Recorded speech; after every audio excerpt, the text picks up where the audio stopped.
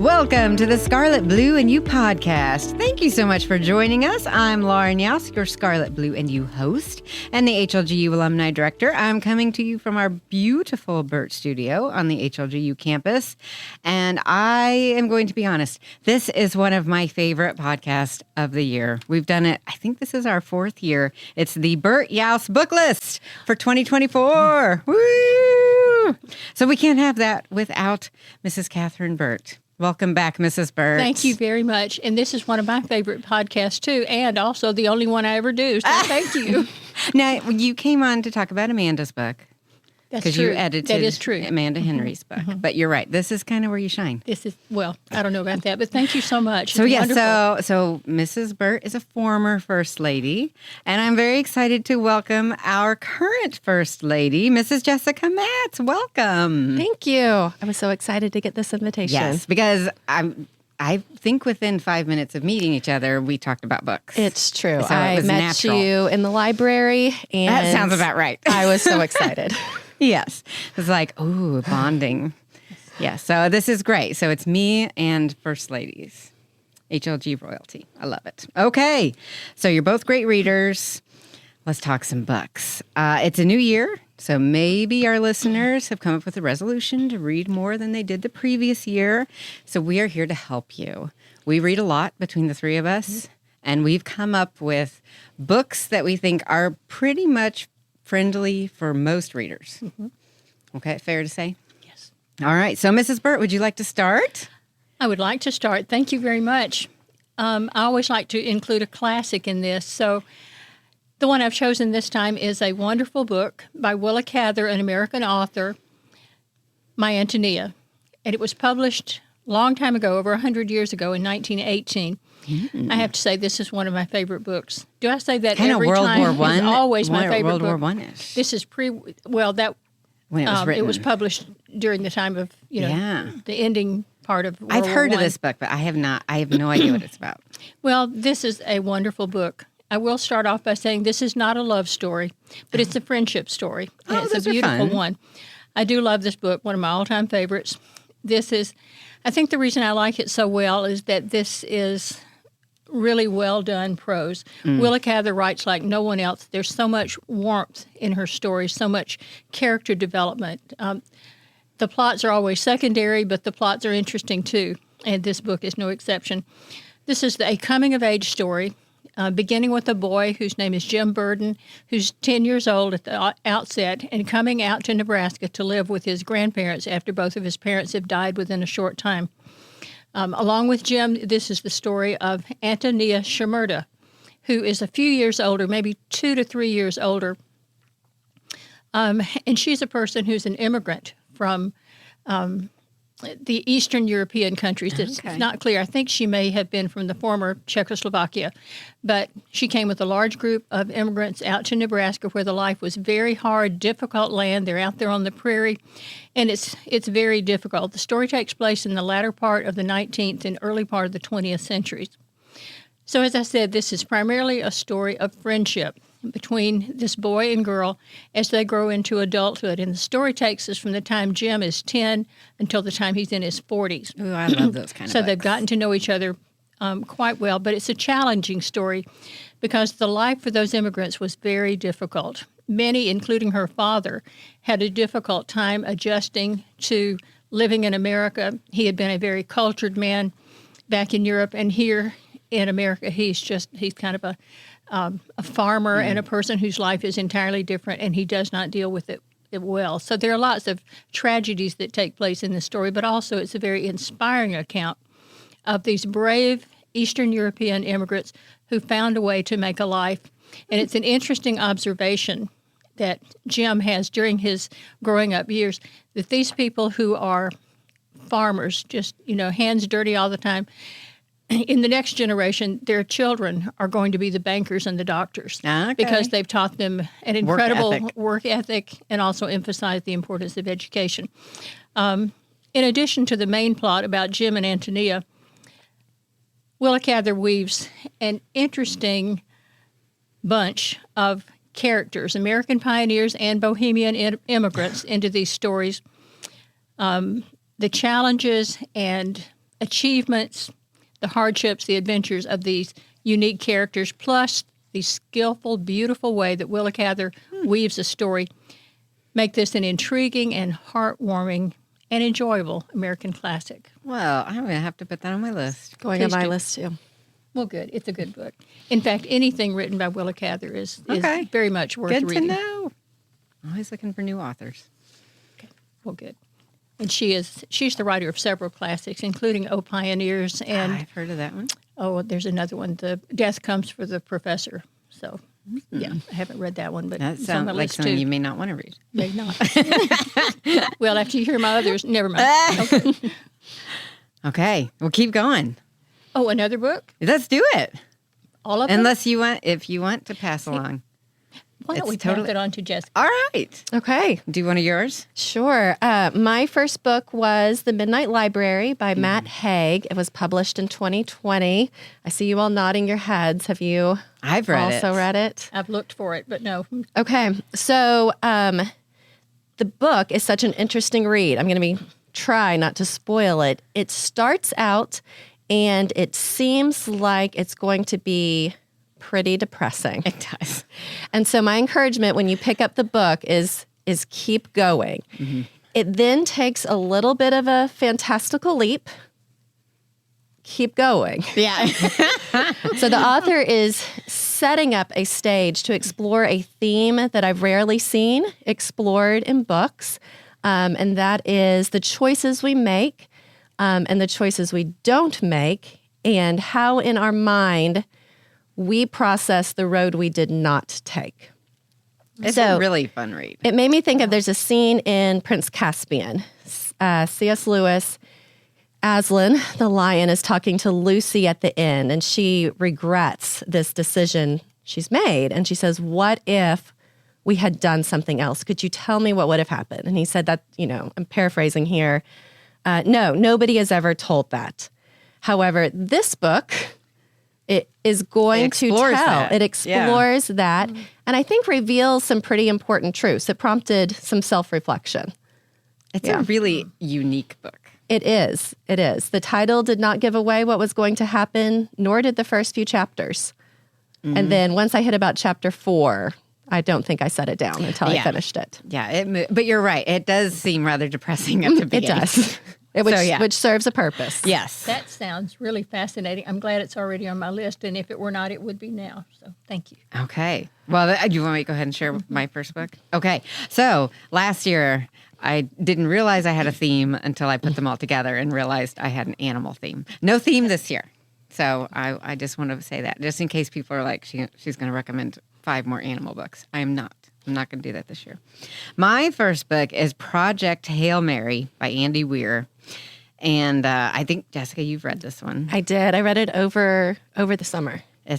Okay, so when Rylan Grace awakens from a coma, he discovers he's on a spaceship. And he doesn't know why or how. In fact, he can't even remember his own name for a little while. It comes to him. But checking his surroundings, he quickly determines he's alone because his 2 other crew members did not come out of their comas. And he's like, this is no good. I'm in space by myself. So figuring he has nothing but time, he sets about investigating his surroundings in the hopes of determining his purpose for being there. And his memories start slowly returning. He starts to understand the importance and the improbability of his task. He's on a solo mission to save Earth from an extinction-level event. Therefore, Project Hail Mary. Oh. Yeah, and so no pressure. Poor guy. He's up there all by himself. So the clock is ticking down. The nearest human is literally light years away, and he's got to do it all alone. Or does he? Bum, bum, bum. Ooh. Now you're really intrigued, right? Absolutely. So my. it's an incredibly well-written, fast-paced, clever, hilarious book. I loved Rylan's character so much. He's very analytical because he is an astronaut scientist, yet very humorous. It's just a great book. I highly recommend it. Even if you don't love science fiction, I think you would enjoy this book. So I really liked it. Sounds fascinating. Yeah, the author is the one who also did The Martian, which they made into a pretty famous movie a yes. few years back. Yes.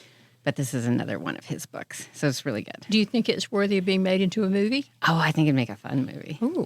It'd be a challenging movie. The main lead would need to be strong because there's going to be a lot of solo scenes. Yes, yeah. Wow. There'd only be like a handful of people in the cast. Wow. Because he is up in space by himself. By himself. Yeah. Or is he? Or is he? Bum, bum, bum. Will you do sound effects for the rest of mine, please? You just awesome. give me and our sound tech, Mrs. Sabrina Berkshire, says she's got buttons. She can do anything. You just I know kind of it's true. indicate if you need like the fairy sound. Oh. Well, I might need some different ones for the Okay. next book that I'm going to do. Maybe Machine gun? no. Do you have like machine gun? Machine guns and bombs. So, okay. You may recall that I talked about The Warsaw Orphan by Kelly Rimmer last time. Well, I enjoyed her writing so much that I picked up another of her books. And this one is very recent. It was published in 2023, and it's called The Paris Agent. You have me at Paris and Agent and probably World War II. Okay, absolutely. Kelly Rimmer is an Australian author, and she has written some books that have really taken off. Her works have been published into more than 20 languages. She's a very skillful author, I must say. So, just like The Warsaw Orphan, this novel takes place during the Second World War. I'm going to describe it at the beginning as a story of sacrifice, courage, and the effect that the past has on the present. One of the other books I'm going to review has a heavy emphasis on the impact of the past on the present as well, but this one certainly does. In fact, that's at the heart of the story. It centers around 3 members of a British organization during Second World War, of which I had never heard. It's called the Special Operations Executive, the SOE, which is a spy agency. Nice. I'd never heard of it, but it's a real thing. This is another thing about Kelly Rimmer's books. She does extensive research for her novels. So if she's telling you some things, you can know that they have a basis in fact. Of these 3 SOE agents, 2 are women and 1's a man. They're all in their 20s, and they have all had minimal training for the jobs they have to do. Yeah, perfect. Basically about 3 months. Oh, gosh. So, I mean, minimal to do all kinds of things, encryption, code breaking, hiding their identity, many, many things, physical combat, all sorts of things. So they're being sent from London, where they're based, into occupied France, and this is taking place in late 1943 and 44.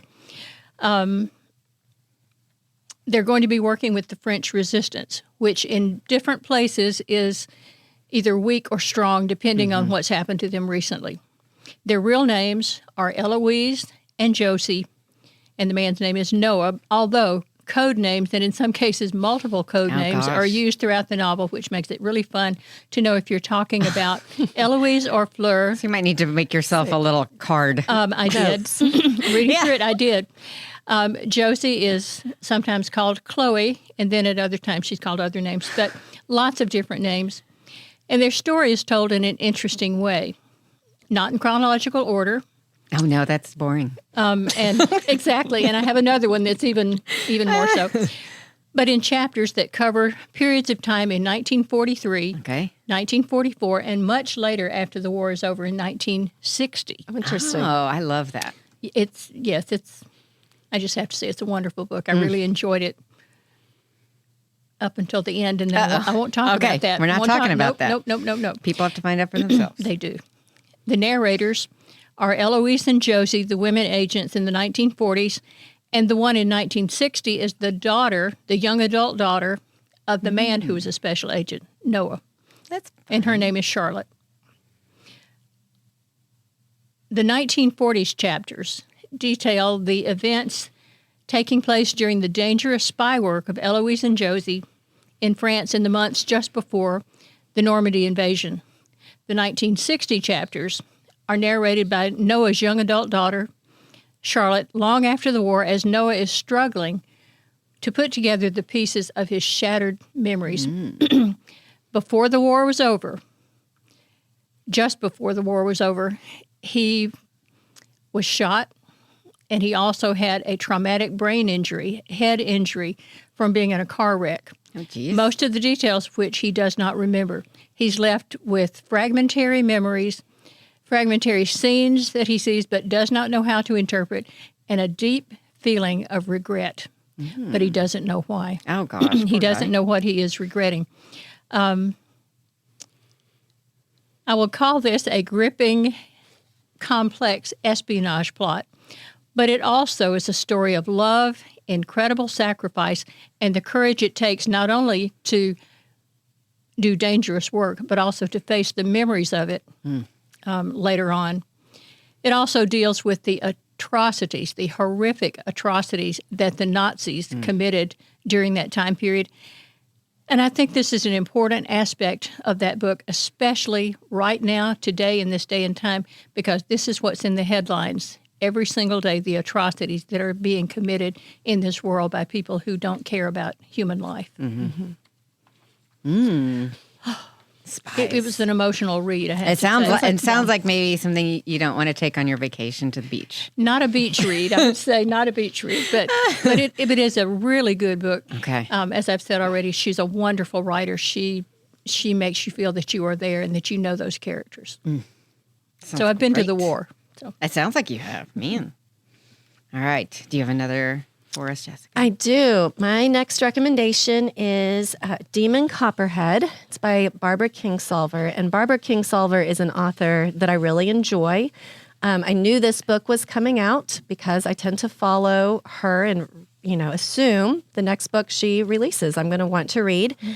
But it came out, and between the title and the scary pictures on the cover and the size, I didn't read it right away.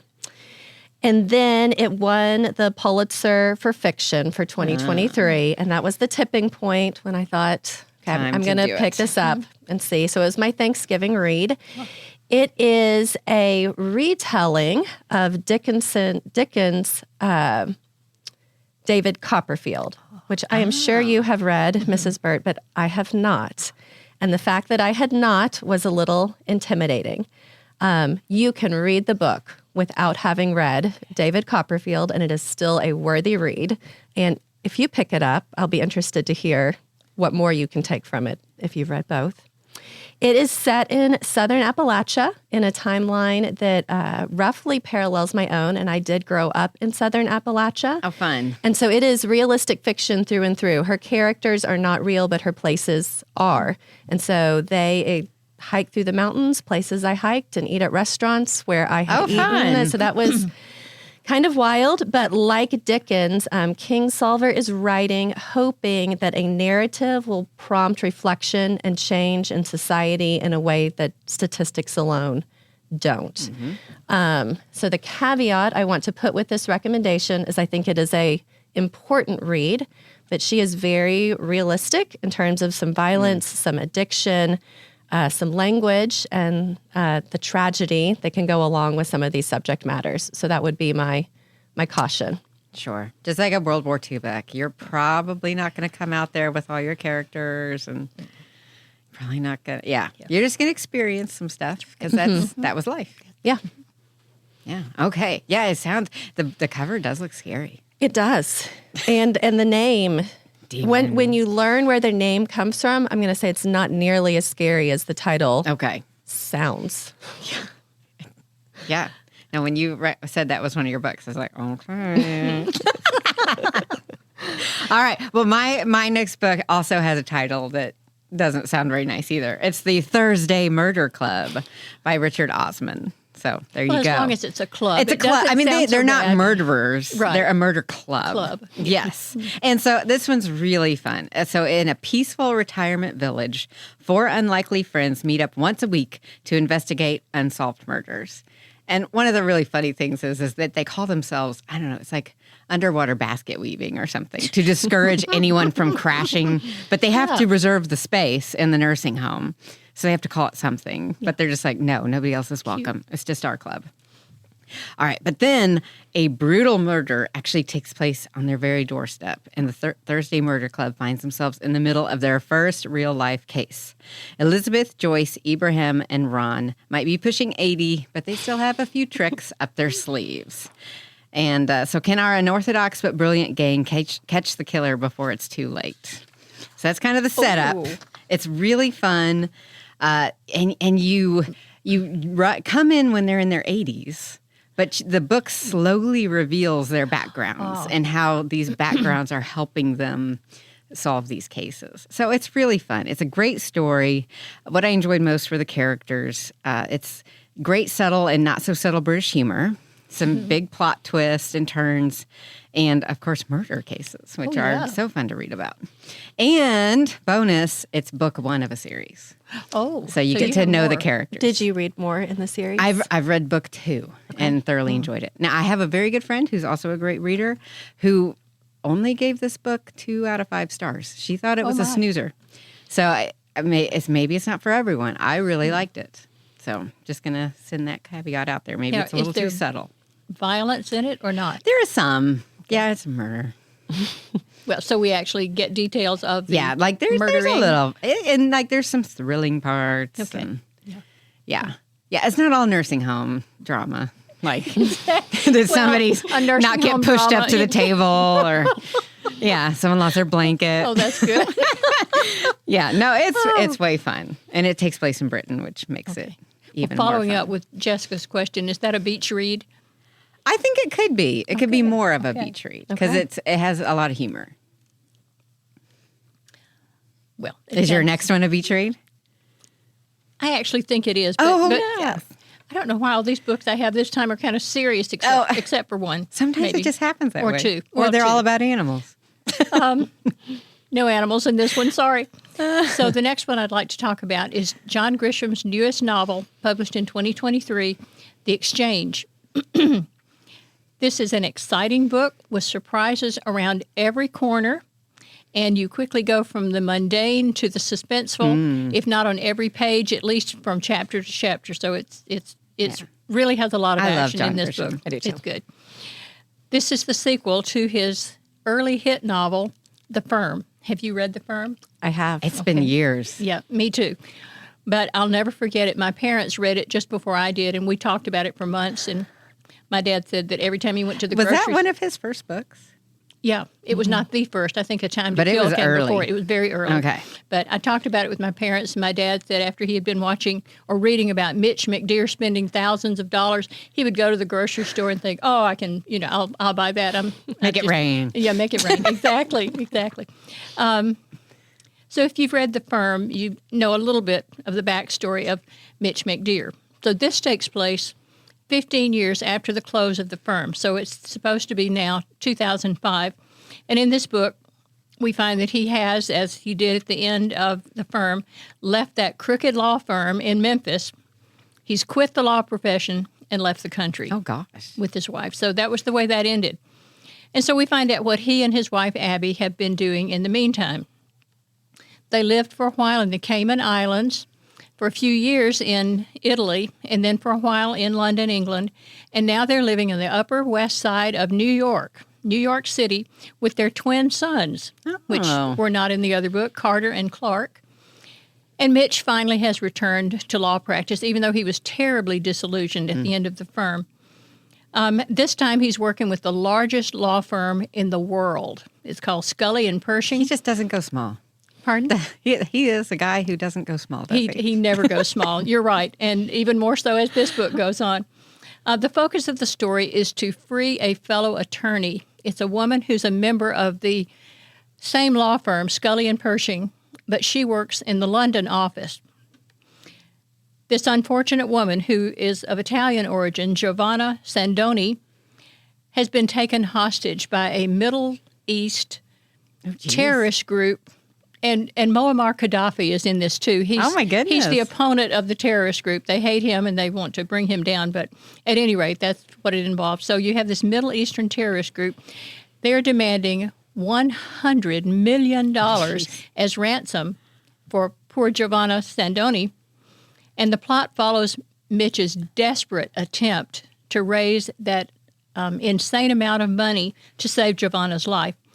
Not only does Mitch get involved, also his wife is involved as well. Abby is deeply involved in trying to make this transfer of money and the rescue of Giovanna. If you read The Firm, you followed Mitch McDear from Memphis to Destin and many points in between. And there was lots of photocopying of documents and laundering of money, all of that. Well, this novel tops that. Not only does he travel within the United States, here he goes to many more places, to Rome, to London, to the Cayman Islands, to Tripoli in Libya, and back to New York multiple times. In fact, at one point in the novel, he is almost always getting onto or getting off a plane because, again, he's frantic trying to raise this money. So if you like a well-crafted, complex, fast-paced, suspenseful book, I think you would really enjoy The Exchange by John Grisham. Sounds fun. Sounds different. Like Grisham's always a winner. It's always a winner. You're right. Jessica and I read, did you read his little short stories about Jake Brigance? No. They're short. They're like just when the meat starts to happen in the story. They're short and they don't conclude. It was unexpected. They don't conclude. Not but quite. even those I enjoyed. And I feel like we got half a story. Yeah. Have you read A Painted House? Yes. Did you read that one? Oh. Yeah. I I like read that one. most of his stuff. Yeah. And It's all I good. enjoy most of it. There's been a few exceptions, but that's probably to be expected. I think he could retire if he wanted to, Yeah. but he keeps He just turning them keeps- out, and they're all good, and they They all make the are. #1 New York Times bestseller list. Okay. All right. You got another one? I do. My next recommendation's a bit different. It's middle grade fiction. I, as an adult, love middle grade fiction. I will read them happily on my own. My kids are 10, 12, and 14, and this is one we happened to read aloud. We normally have a read aloud going. It was a read aloud for this year. The title is A Place to Hang the Moon. The author is Kate Albus. She was a new author to me. I think I got the recommendation, Read Aloud Revival. She has an Instagram that I follow. Nice. Great recommendations, and that's where I got the recommendation from. Like several of these other books, it's World War II. Yes. Uses Operation Pied Piper to get the story going. So that's, London is going to be bombed, and so they're needing to move all the children out to a rural area. So same as Lion, the Witch, and the terrible Wardrobe. name, though, for that operation. Yes. Because in the tale, those kids die. Yes, but very useful for getting a plot going. Yeah. So these children have arrived in a country home they do not know. It is a look at World War II, but not through the battle. It's what's happening back home. And in psychology, we talk about the transformational power of having one person who's in your court. That for a child, that is huge. Sometimes, often, that person is a parent, but sometimes it's not.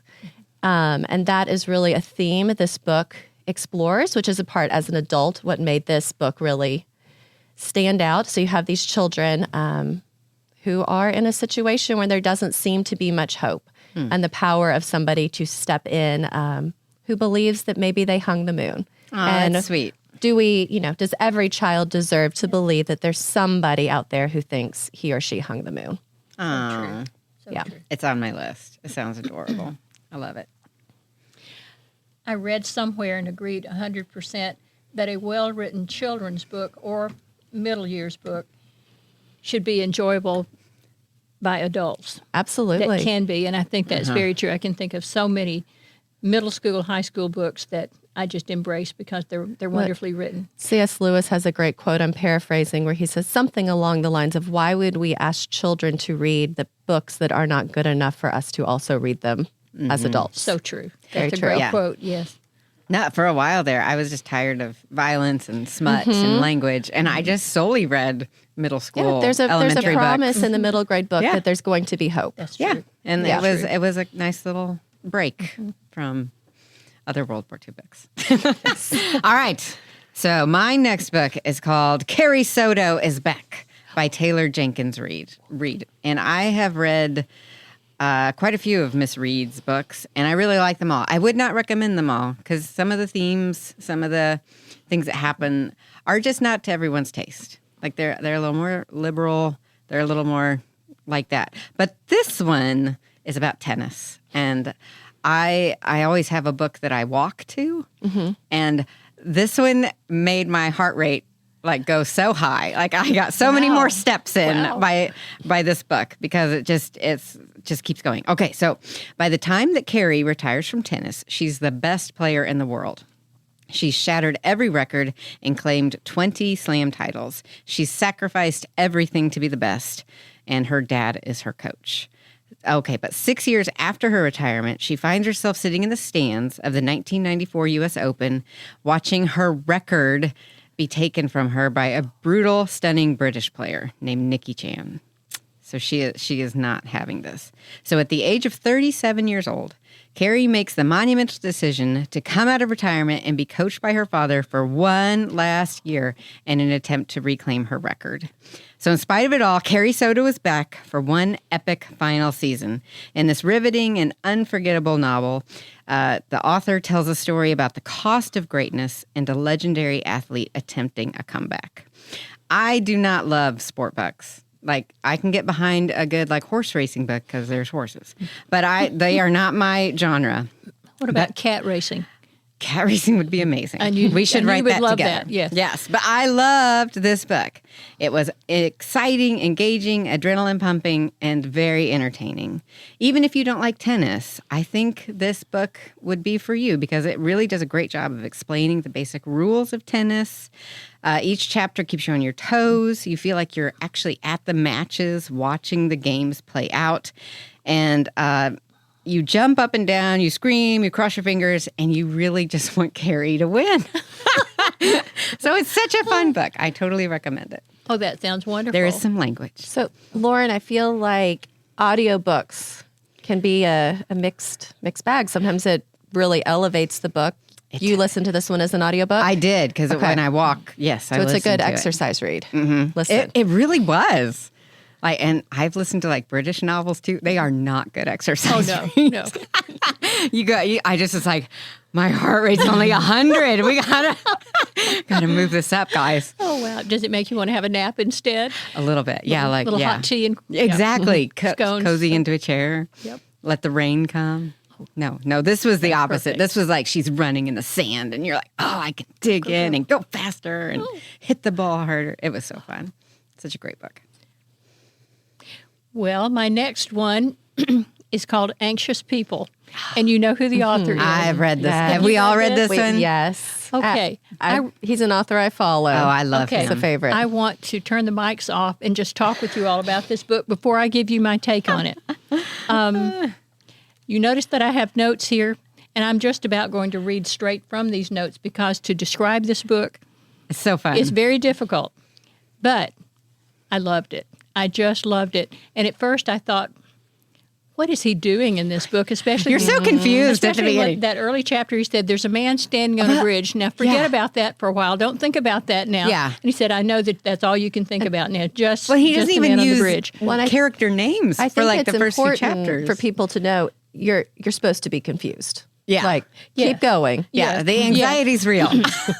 So after the first 3 chapters, I thought, that Lauren Youse, she has made me read Frederick Bachman before and made me think that based on A Man Called Uwe, it was going to be, a picnic. Fantastic.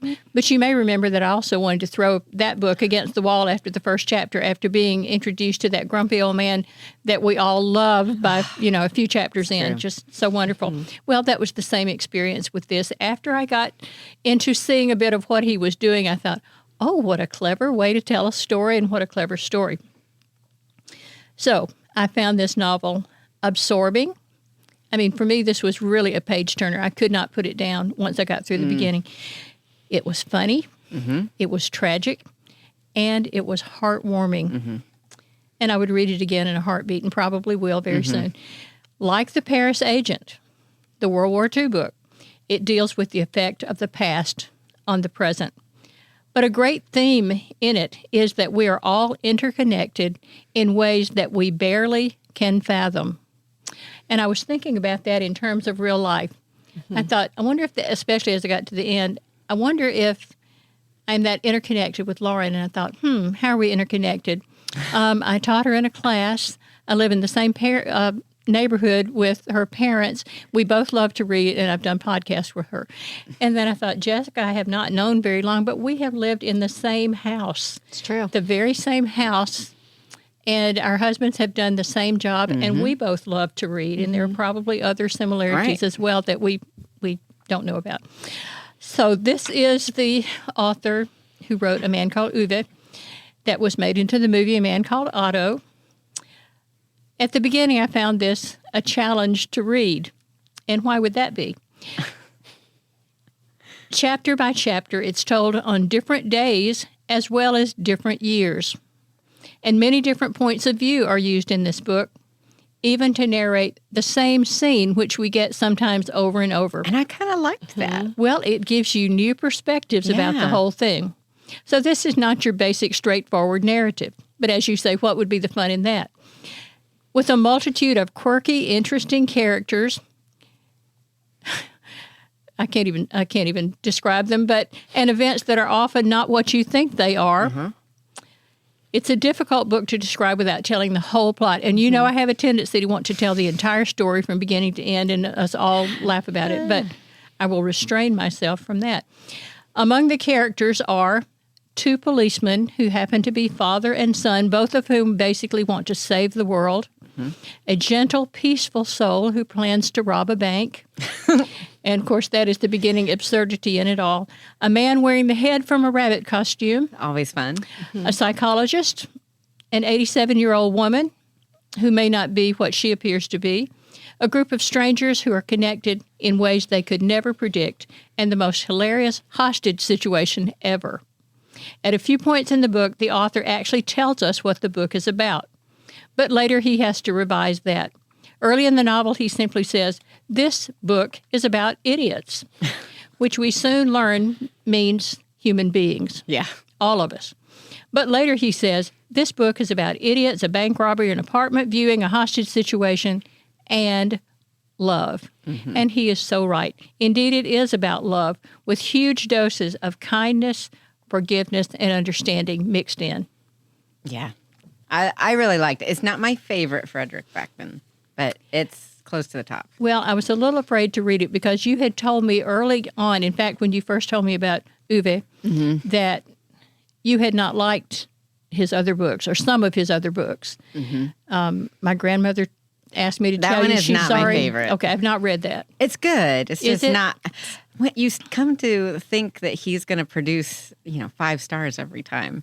So then when Yeah, it's like a that's what you 4.5 expect. star, you're like, oh, it was a 4.5 star. Well, in my mind, this was a number 1, and it was a number 1 best-selling on the New York Times list. So it's well worth it. It's really fun how it unfolds. Oh, it is. Because you don't see it coming. I didn't. I was in the middle of the book before I realized one very important detail that every character in there knew that we did not. Yeah. Which was a very interesting.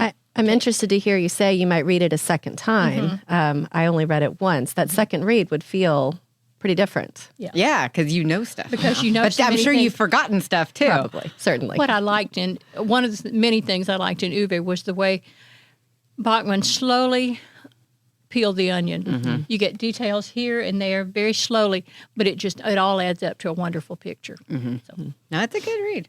It's good for the list. Absolutely. All right. Okay.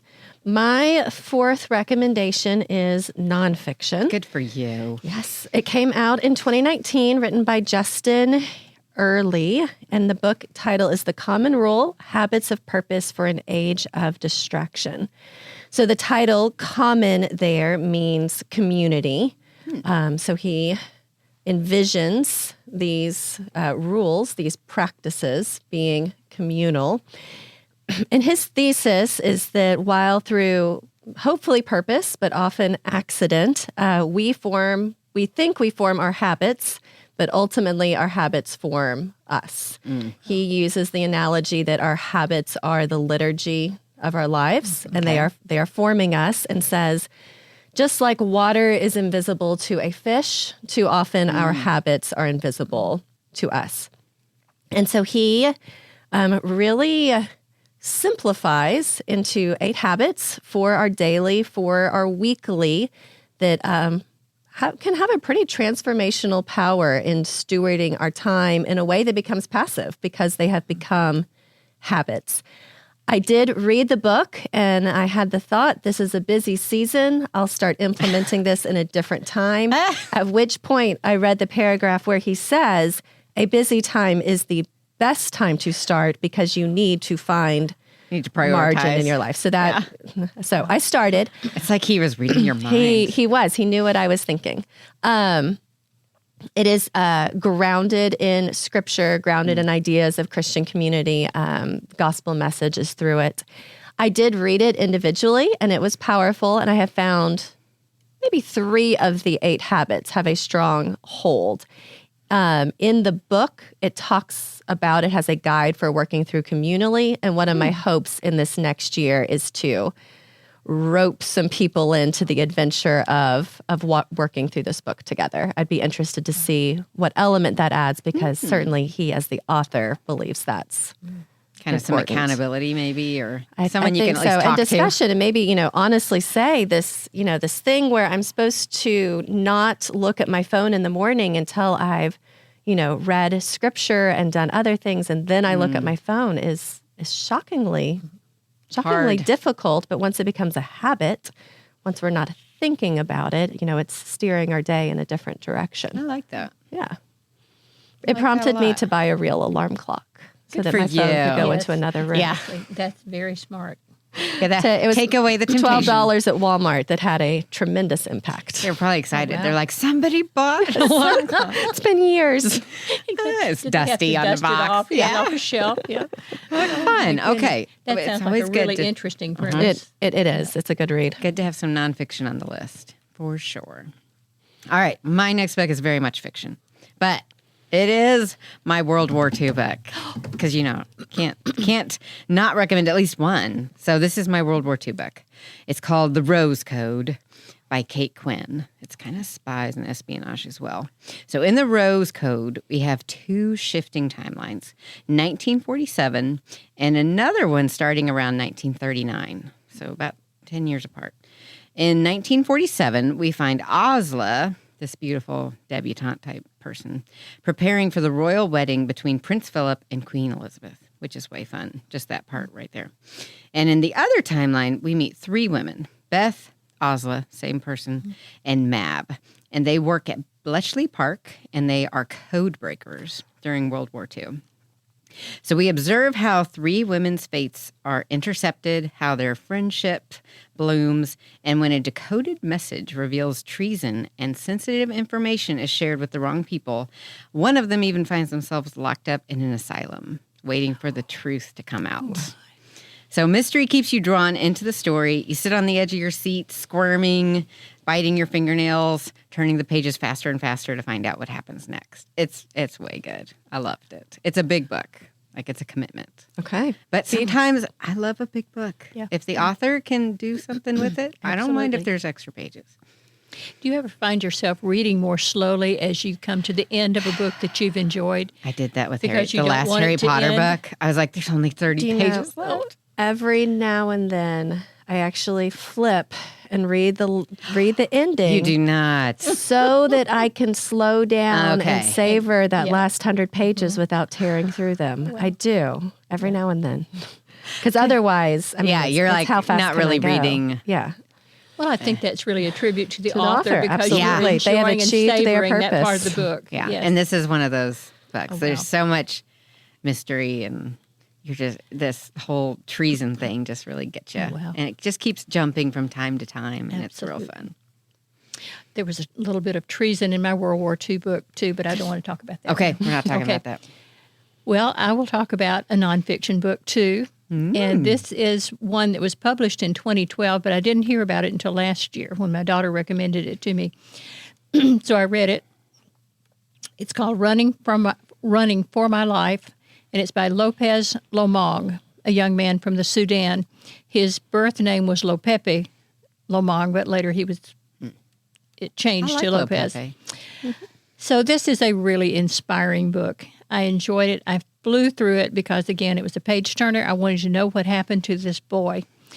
Lopez Lomong was one of the lost boys of Sudan. And he tells of his life from the age of 6 to around 40. And it is a truly remarkable story. At 6 years old, he was abducted while he was at an outdoor church service with his parents, and he was literally ripped from his parents' arms, and they tried everything they could to protect him and keep these rebels, these Sudanese rebels, from taking him. But they took him and all the other children that were boys in this church service. Wow. They took them to a prison camp that was far away, didn't let them see where they were going. At this camp, they were poorly fed and harshly treated, with the older boys being trained to be Sudanese soldiers, Sudanese rebel soldiers. The amazing thing about this book is that even at 6 years old, little Lopez Lomong was able to cope with all of this, the loss of his parents, of everything familiar to him, and this terrible treatment, and even find some positives in what was going on, even as a child. He says that he always felt that God was with him in every moment. 3 older boys befriended him while he was in this camp, and when they decided that they were going to escape, they took him along on this brave adventure, and it saved his life, most likely. Lomar always called those 3 boys his angels, not just because they were kind to him and helped him escape, but also because they vanished in thin air within just a few days after their escape. A little bit later, he was captured again, but this time he was taken to a UN refugee camp, which was not ideal. But it was still better than what he had. In this camp, he still lived under primitive conditions, without enough food, but nevertheless, he found positives, including the opportunity to play soccer. He was just a kid. He loved to play. But before the boys could play soccer, each one was required to run a long distance, all the way around the field and back many, many times, waiting for the other kids, and there were many kids in this camp, waiting for the other kids to finish using the field. And then he did that. So it was in this running that he found the key to his future. I would love to tell you the rest of his story, but I'll stop here. I will say that his life turned out far, far differently than anyone could ever have predicted. And he felt that God had led his steps all the way. This is a joyful read. I loved it all, and I recommend it to you. That sounds great. Okay, I'll put that nonfiction on my list. Okay, absolutely. To you, Lauren, I believe. Okay. So my next book is also a John Grisham book. Look, John is on the list twice this year. Good for you, John. So it's called The Guardians, and this one's a little different, kind of like yours is a little different. So Cullen Post is a former lawyer turned pastor turned lawyer again. He works in Savannah at a nonprofit, Guardian Ministries. The primary case that Cullen is working on is for Quincy Miller, a black man tried and convicted of murder of a lawyer, Keith Russo, in a small town in Florida. He's served more than 20 years in prison already, but still maintains that he's innocent. Cullen works diligently to investigate how Quincy was framed, why key witnesses in the trial lied, and who is behind this shady group and setup. So this book has a legal and dramatic hallmarks of a strong Grisham novel. I was drawn to Cullen Post immediately and quickly caught up in Quincy's case and the world of Guardian Ministries. It's very exciting because they're always doing these innocent projects. So there are lots of twists and turns and surprises as Post works to free Quincy. I loved the details that Grisham's novels throw in, plus the peeks in the courtroom, tidbits about examining evidence, and so much more. It's a really powerful read that gives you plenty to think about, as I think all Innocent Project books do. So it's definitely worth a read. It was very fun. Oh, that sounds good. Yeah, it was good. Yep. I liked it a lot. Do you have one more? I do. Okay. You want me to do this one too? I'm not even going to look at the sheet on this one. This is another book recommended to me by a daughter. So the Running for Your Life was by Laura, and the next one was recommended by Jennifer, our youngest child. This is a novel published in 2021 by Leanne Moriarty, who is another Australian author. So I guess I'm on a streak of Australian authors here at this point. And I'll probably talk the least about this one. And the reason I'm going to talk the least about this one is that you can see it for yourself on an NBC miniseries that's coming up in March. Oh. So Leanne Moriarty had hardly written this book when, and she already had many, I think this may be her 9th novel. She already had many books that had been very, very successful. And so NBC contacted her pretty soon and asked her paid her for the rights to do a miniseries. So I believe it's going to be broadcast in this coming March. This is a murder mystery, or is it? Or is it? What's the title of it? Apples Never Fall. Apples Never Fall. And there Isaac Newton would argue. Indeed. Apples are a kind of a theme in this book. And it's kind of, you think apples never fall far from the tree, or do they? And, questions like that. So it begins with a family, the Delaney's, Joy and Stan, who are freshly retired or fairly freshly retired. They're the parents of 4 adult children. Joy and Stan have run an actually famous tennis training program through which they have trained some tennis players who are very well known, very successful from various parts of the world. So they've done a great thing. All 4 of their children were trained to be actually tennis stars or champs. None of them achieved that, and there are various reasons for that. So the plot thickens when Joy, the mother, goes out on a bicycle ride and never returns. Oh. And it is assumed at some point, when they never hear anything, there's no ransom note, there's no information from her, they assume that she's been murdered. So there's a murder investigation. The first suspect is Stan, her husband, who is kind of a volatile character with a temper. But then other suspects slowly emerge. And the story takes some interesting twists and turns. Turns out that by the end, you're not sure what the crime was or who the perpetrator was. But at any rate, I'm getting too close to telling you too much. But it's an interesting study. It is really more of a family drama than anything. Okay. So often those who love books, myself among them, think the book is better than the movie or the miniseries. Always, in my opinion. Will you watch the miniseries? Probably not. Okay. Don't even mess with it. I've already read the story. Sure. So it's you good. know what's going to happen. You read the best version. I know. And, I thought A Man Called Uwe was pretty good, although I was not convinced that Tom Hanks could really play a grumpy old man. And but yet, he did very well. He did. He did very well. It was because of the cat. Of course.